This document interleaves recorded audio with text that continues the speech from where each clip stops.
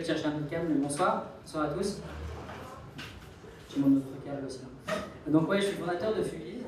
Donc j'ai une présentation qui vous explique un peu ce qu'est la plateforme, d'où je viens, en tout cas le projet d'où il vient, où j'en suis aujourd'hui et ce que j'aimerais faire dans les prochaines étapes.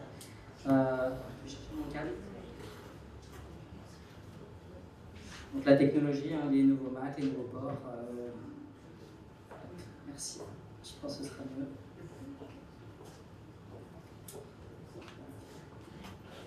Ouais.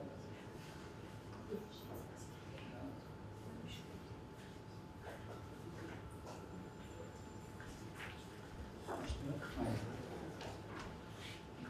Parfait. Donc Fubiz, c'est une plateforme que j'ai créée il y a maintenant 12 ans, quand j'étais étudiant. C'était un peu une plateforme qui était un blog à l'époque, c'était vraiment un passe-temps. Et j'ai voulu le développer autour de mes passions, qui à l'époque étaient les contenus créatifs. Donc je venais prendre des contenus que je trouvais sur des plateformes qui étaient à l'époque Dailymotion et Vimeo et quelques portfolios. Et on mettait en avant des contenus, enfin je mettais, et après des contenus créatifs de plein de médiums différents, la photo, la vidéo, l'architecture, le design. On est très vite arrivé à ce manifeste qui est, on voulait être, ces dernières années surtout, le site référent sur les thèmes de l'art, de la créativité et de l'inspiration, avec des choses qui nous est assez propres. On a fait une vidéo à l'époque qui présentait un peu nos catégories, donc je peux parler dessus. Donc c'est un motion design qui présentait un peu les catégories qu'on traitait, avec des animations, donc voilà, c'était il y a 2 ans, voilà, donc c'est des vidéos qu'on utilise parfois pour présenter à des clients ou à certains de nos talents ou à des conférences. Donc voilà, c'est une vidéo qui présente les 8 catégories principales de notre média et les différentes typologies de segments que j'ai développés ces dernières années. Alors je vous ai fait, voilà, il y a un sommaire et il y a surtout la partie du passé où j'ai fait un petit historique de les étapes clés de ces 12 dernières années pour moi et donc pour Fubiz. Donc comme je vous l'ai dit, la création d'un média en 2005, c'était vraiment pas du tout prédestiné à être mon métier. C'était vraiment une passion. Je pensais travailler chez l'annonceur ou en agence, probablement autour du design ou de la création. Et finalement, j'ai été plus loin et j'ai créé une plateforme que j'ai transformée comme quelque chose de plus professionnel en créant une société, en ayant des bureaux, en prenant un premier employé, etc. en 2008. J'ai commencé à avoir de l'audience, donc l'audience elle est venue très organiquement, juste par les contenus. J'ai jamais fait d'achat d'audience ou d'acquisition ou de SEO. Naturellement, la plupart de mes plateformes l'avaient, mais j'ai jamais fait des actions pour faire venir de l'audience, hormis le contenu. Ces dernières années, pour avoir les contenus, il y avait 2 endroits. Il y avait les mobiles, puisque avant les gens venaient uniquement sur les desktops, sur les ordinateurs, et entièrement par bouche à oreille, favoris, les bookmarks et les emails. Quand les gens s'envoyaient des emails pour recommander leur contenu. Donc alors, il y a eu le mobile, donc on est passé sur une version avec une appli iPhone, donc iOS, une version responsive, et c'est très important pour nous depuis 2016, et surtout depuis 1 an et demi, on a explosé en social media, parce que c'est là où maintenant l'ensemble de notre audience est, où elle consomme les mêmes typologies de contenu qu'on sélectionne pour cette audience. Donc on a réussi à avoir des croissances également organiques, avec jusqu'à 2 700 000 fans, uniquement par des contenus, de la photo et de la vidéo. Donc c'est devenu une de nos richesses autour du média, parce que maintenant, pour tous les gens avec qui on travaille, ou que ce soit les talents ou les annonceurs, ils nous jugent également par la taille de notre communauté. Donc c'est plus facile aujourd'hui parce que ces communautés, elles sont publiques et elles sont assez parlantes, en tout cas pour le marché. Là, j'ai encore mis quand même une photo de la plateforme web, qui est un peu notre vitrine, c'est-à-dire que parfois on ne l'utilise pas, dans le sens où parfois on a des contenus qu'on ne diffuse même pas sur cette plateforme en ligne. Elle a 2 ans et demi, j'ai fait 10 versions de design en 10 ans à peu près. Donc voilà, donc là c'est le user experience et le design, voilà, elle avait été pensée pour faire rentrer par des catégories, des sous-catégories. J'avais fait des animations avec l'animation de mon logo. Il y avait un search dynamique. Enfin, il y a pas mal de features qui maintenant sont un petit peu datées, mais qui étaient assez importantes à l'époque. Et je suis en train de beaucoup me dire finalement, si je devais le refaire, je le ferais de manière beaucoup plus simple, parce que les gens ne font plus autant attention à ce niveau de détail, je pense, aujourd'hui, et ils ont tellement l'habitude de faire du snacking de contenu. Il y a deux évolutions entre-temps qui sont arrivées, qui sont sur Facebook, Instant Article, c'est-à-dire des articles que vous n'avez pas besoin d'aller sur le site du média pour pouvoir le lire, vous pouvez le lire directement dans Facebook. Et quelque chose qui est, je crois, Google AMP, qui est quelque chose qui simplifie les pages web, parce que les gens en avaient marre de voir de la pub ou alors les designs de tous les sites médias. Donc les gens sont plus à vouloir consommer un contenu qui est simplifié. Et j'ai encore une plateforme qui est un petit peu, pas complexe, mais encore qui a beaucoup de features. Donc à l'époque, quand je l'ai créé, cette version-là, je l'ai synthétisé avec plusieurs catégories, du temps froid et du temps chaud. Du temps froid, c'est-à-dire des contenus qui peuvent être lisibles un an après, un mois après, donc plutôt des hôtels, des produits, des chaises, ou des contenus créatifs qui n'ont pas de date d'expiration. Et une plateforme un peu vidéo, une sorte de replay, vous avez tous consommé des contenus vidéo en replay. Et là, plutôt du contenu chaud, donc le nouveau clip, des vidéos d'une cérémonie des Oscars, des Césars, des Grammys, des choses qui sont plutôt à vocation à expirer au bout de 48 heures ou 72 heures, un nouveau trailer, des images de séries, etc. Donc c'est un peu essayer de synthétiser les vidéos les plus intéressantes, mais que les gens ont envie de voir dans les quelques jours autour. On avait une tagline, en tout cas un slogan qui était le Fubis, le site web c'était créatif, et la partie vidéo elle était récréative. Voilà, donc c'est pour un peu synthétiser les typologies de contenu qu'on hébergeait. Et puis j'ai voulu développer, et c'est bien qu'il y ait ce genre de slide, c'est pour montrer qu'on a voulu aller sur plein de catégories. Donc après on a travaillé avec des labels, on a fait des mixtapes, on a fait des soirées, et on a pu permettre de garder ce naming et ce nom, et de faire des mixtapes tous les mois avec des DJ, on en a fait 16. C'est typiquement comment essayer de faire vivre un projet qui était à la base uniquement web, avec des plateformes de contenu qui étaient écrits sur des plateformes et puis publiés en ligne, comment essayer de le faire vivre dans plein d'aspects différents. Donc là je reviens un peu sur comment le faire vivre sur le mobile, d'avoir une expérience totalement différente, beaucoup plus simplifiée. Donc voilà la transition qu'on avait faite sur le mobile. Là c'est pareil, de montrer le Fubis TV et de montrer comment ça rend sur le mobile. Là c'est pour montrer également comment nos contenus, on choisit de les traiter, on a volontairement élargi. Au début c'était, comme je le disais, autour de mes passions et donc des contenus créatifs, donc c'était un peu mes coups de cœur. C'était auto-centré autour de mes passions et de les look and feel que j'aimais bien. Et progressivement, j'ai voulu élargir pour montrer qu'on pouvait traiter de contenu sur notre plateforme qui pouvait être beau et inspirant, et qu'il y en avait plein au fur et à mesure d'une année.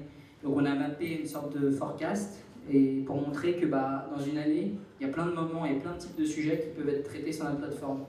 Ça arrive d'une conférence de l'E3 pour le jeu vidéo, Coachella pour la musique, des trailers au Festival de Cannes et aux Oscars, comme des Burning Man où on diffuse souvent des séries de photos, à Paris Design Week on reçoit souvent des projets. Donc c'est pour montrer, et c'est non exhaustif, les typologies de prise de parole des marronniers qu'on pourrait avoir sous notre catégorie, et pour montrer à quel point on a un spectre très élargi, ce qui peut rassurer et les talents et les partenaires avec qui on travaille. Donc voilà, c'est pour montrer qu'on peut traiter de beau et de choses créatives, pas que dans un spectre un peu réduit en disant ça parle qu'à une niche, ça parle qu'à une petite cible. Voilà, là c'est pour parler des chiffres clés. Là c'est aussi pour montrer le côté un peu flat de la plateforme. On avait atteint des valeurs assez importantes en France, en tout cas pour un média pure player, mais avec une sorte de... on voit bien qu'il n'y a pas de croissance sur ce graphique. Et c'est évidemment différent du social media où j'expliquais qu'on on a réussi à avoir 1 à 2 millions de fans organiques en moins de 10 mois, essentiellement par la vidéo. On s'est mis à diffuser des contenus qu'on diffusait avant sur notre plateforme.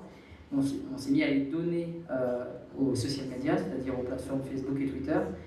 Et on l'a fait avec le respect des ayants droit, c'est-à-dire qu'on ne fait pas un zapping des contenus qu'on aime, on contacte chacun des ayants droit, leurs clips, leurs films, leur Kickstarter, tout type de contenu, et on leur demande l'autorisation de les mettre sur notre plateforme, en l'occurrence notre social media. Pour une data, l'année dernière, en 2016, c'était 1,6 milliard de vidéos vues juste sur Facebook de Fubis, ce qui a permis d'en gagner 2 millions de fans. C'est vraiment la logique de nombre qui marche, c'est-à-dire le fait qu'on en met 10 par jour, qu'on en poste de manière régulière, ça a permis de croître, d'avoir une vraie profondeur de vidéos et d'avoir une croissance. Donc c'est vraiment un tips qu'on a utilisé. Je pense qu'il a bien marché dans mon cas, et c'est pas en avoir fait du tout pendant 10 ans. Et ben, en l'occurrence, avant, Facebook n'existait pas non plus, mais en tout cas, j'en ai pas abusé les années où Facebook vidéo est arrivé. Et de l'avoir fait d'un coup, alors qu'on n'en faisait pas du tout, ça a vocation à très bien marcher, en tout cas sur une page, ben, en tout cas propre, organique, qui n'avait pas fait de sponsor, qui n'avait pas fait de contenu particulier. Ben, nous, ça a eu des vocations à atteindre des chiffres assez extraordinaires. Donc voilà, comme je le disais, c'est un des chiffres importants et on vient beaucoup nous chercher ou nous challenger pour être présent sur cet écosystème parce que c'est assez précieux pour les partenaires et les artistes. Bah, c'est tout simplement, on avait rajouté ça également pour montrer Twitter d'avoir été là, on avait un compte dans les premières années de la plateforme, de montrer qu'on a une grosse base et que voilà, typiquement sur des startups ou des marques médias que vous devez peut-être connaître ou reconnaître, qu'on était toujours, on n'utilise pas vraiment cette plateforme de manière interactive, on diffuse plein de contenus. Pareil, c'est la quantité qui prime encore sur ces plateformes. Je trouve qu'on manque encore un peu d'interactivité. Et pour montrer que, pareil, la logique de nombre fait qu'on a quand même encore des grosses communautés, ce qui est très important. Voilà, ça c'est un peu les chiffres clés de ma boîte aujourd'hui qui sont importants. Les chiffres importants pour ma boîte, c'est surtout celui-là. C'est toutes les activations de marque qu'on fait qui vivent de plein de manières. Je crois avoir mis quelques cas dans ces slides. Les créatifs talents, c'est quelque chose de récent, c'est-à-dire qu'à force d'avoir un média créatif qui diffuse des contenus créatifs depuis environ 10 ans, il y a de plus en plus de talents, des réalisateurs, des photographes, des motion designers, des dronistes, tout type de créateurs de contenu qui sont devenus un petit peu une sorte de notre écurie et maintenant on peut travailler avec eux, on peut les proposer, on les met sur des castings, on les propose à des partenaires. Donc c'est devenu comment passer d'un média qui diffusait des contenus de talents qu'ils ne connaissaient pas à l'époque et aujourd'hui comment représenter tous ces talents sur un marché. Donc c'est la suite logique, en tout cas c'est la suite qu'on a choisi de prendre. Et puis voilà, les reach et le nombre de contenus publiés, on en est à plus de 40 000, mais année après année, on en diffuse toujours plus, vu qu'il y a plus de plateformes, vu qu'il y a plus d'endroits. Avant, on mettait 5 contenus par jour sur un site web que vous avez aperçu et ça suffisait, alors qu'aujourd'hui, toutes plateformes confondues, on doit être entre 30 ou 40 contenus à diffuser par jour, avec des exclusivités par plateforme, parfois quand c'est des contenus avec des partenaires, on les met sur plusieurs endroits, c'est-à-dire à la fois sur Facebook, à la fois sur notre site web et à la fois sur Twitter. En tout cas, c'est une stratégie de distribution des contenus sur lequel il faut avoir tout de suite une vision, ou en tout cas la main. Donc j'ai choisi un peu de l'avoir et j'ai une distribution des contenus qui est assez propre, que je pourrais vous expliquer. Là pareil, c'est une vidéo que j'avais produite pour montrer, on avait travaillé avec un talent, donc quoi de mieux que de montrer le savoir-faire ou montrer notre écosystème. Pareil, c'est du motion design, c'est entièrement fait en 3D. Chaque couleur représente une catégorie. Chaque univers est là pour montrer qu'on traite de sujets très différents. Donc c'est à la fois abstrait et très concret. Il y a des produits physiques que vous pouvez reconnaître, comme il y a des choses abstraites. C'est un peu pour montrer un peu une carte blanche créative, de montrer les typologies de contenu qu'on peut diffuser. Donc voilà, c'était pour montrer un peu, et là je définis les catégories, parce qu'on a associé des couleurs à des catégories, voilà, donc on a fait. C'est bien quand on a un média aussi, on a facilement accès à des talents pour faire ce genre de contenu créatif. Voilà, c'était en 2015 quand on a sorti la nouvelle version de notre site web. Et là, c'est un peu pour parler de l'après, c'est-à-dire que ça, c'est un slide en plus qu'on a réfléchi il y a déjà environ 1 an et demi. Comment aller plus loin avec un site web alors que tout le monde se challenge de faire vivre plein de choses. Il y a 4 pistes qu'on a voulu explorer. Donc la réalité virtuelle, donc on s'est associé avec un studio de réalité virtuelle à Paris pour produire 3 films. En gros, les histoires qu'on racontait sur notre site web qui sont assez linéaires, standards et 2D, essayer de les raconter en 3 dimensions, en tout cas en virtual reality. Essayer d'en faire 1 pour un annonceur et 2 pour nous-mêmes. Essayer d'explorer les nouveaux écrans, donc les montres avec l'Apple Watch par exemple, ou les écrans ou les tablettes Surface. Le real life qui est un terrain qu'on a vraiment exploré depuis 2016, qui sont de créer des événements autour de notre marque média pour pouvoir montrer un peu la promesse de notre savoir-faire. Ça, moi je crois beaucoup à ce point numéro 3. Et le 4 qu'on a fait, qui est un concept store, vu qu'on préconise et qu'on recommande des contenus et des produits tous les jours sur notre site web, pourquoi pas les ranger dans une plateforme et pouvoir s'occuper de la recommandation et des produits.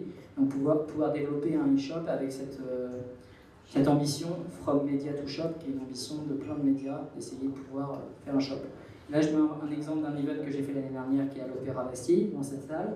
On a réuni 600 personnes payantes pour essayer de voir pour écouter des talents parler pendant 40 minutes chacun de leur processus de création, quelque chose qu'ils n'ont jamais montré ou quelque chose qu'ils n'ont jamais dit, et d'essayer de créer un écosystème compréhensible et lisible pour tout public, y compris par des passionnés ou des gens du marché, et d'être la meilleure promesse de notre média avec un événement qu'on a voulu annuel. Donc il y en a un dans 15 jours à Paris, à la salle Playel, et celui-là c'était un événement important, donc je crois quand même j'avais mis le line-up de l'année dernière. Donc, on a voulu aussi être très transdisciplinaire, c'est très important parce que c'est des valeurs que je développe dans mon média. Donc là on a voulu prendre, et je crois qu'on a mis les catégories volontairement pour montrer qu'on avait des annonceurs. On avait des annonceurs, mais on avait surtout des talents d'univers très différents. Et c'était très important qu'on trouve des passerelles entre eux, et en général on a réussi puisque certains ont créé des œuvres entre eux, comme l'illustratrice Malika Fav qui est très douée, qui a fait une pochette avec le typographe Tirsa, ou que Mathieu Lehonner connaissait très bien, un danseur de l'opéra. Et voilà, c'est exactement ce genre de hub lors d'un event que je veux essayer de faire, ce qui est un peu la volonté avec ce genre d'événement. Et voilà, et je vais vous laisser, parce qu'il y a d'autres gens qui vont parler après moi, avec une vidéo qui présente un peu le savoir-faire et qui permet un peu de vous montrer un peu comment ça peut vivre en offline quand on fait venir des artistes, et un peu le prolongement de ma marque média, comment elle peut vivre sur un événement type une journée créative. C'est un peu pareil que ce soir, mais que c'est plus long. Et voilà, merci beaucoup.